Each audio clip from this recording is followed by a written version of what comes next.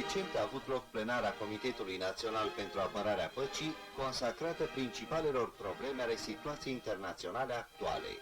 Numeroși vorbitori, la care s-au raliat reprezentanței celor mai largi cercuri ale opiniei publice din țara noastră, și-au manifestat deplină aprobare față de politica externă a țării noastre, față de acțiunile Uniunii Sovietice și ale întregului lagăr socialist, pentru zădărnicirea uneltirilor agresive ale cercurilor imperialiste, pentru apărarea păcii și securității internaționale. În noile săli ale Muzeului de Artă s-a deschis o expoziție a galeriilor de stat din Dresda, cuprinzând peste 100 de valoroase lucrări.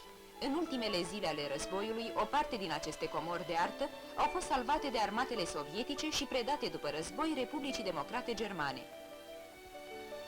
Printre ele am remarcat tablourile Autoportret de Max Liebermann, Dresda în ruine de Rudolf Wilhelm, Portretul lui Goethe Kollwitz de König Leo și alte lucrări ale creației artistice germane din secolele 19 și 20.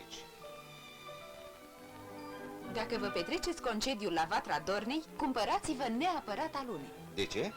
Explicația o veți avea în parcurile și pădurile care împrejmuiesc binecunoscuta stațiune. Ciocniți de câteva ore alunele una de alta și pe dată micile și temătoarele veverițe își fac apariția.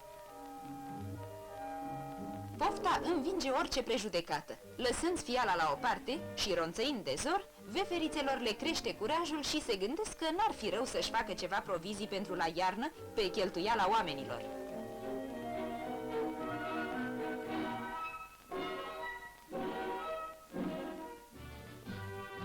Asistăm la cea de-a 7-a ediție a concursului profesional al pompierilor, întrecere originală și pasionantă, care poate rivaliza în spectaculozitate cu multe discipline sportive.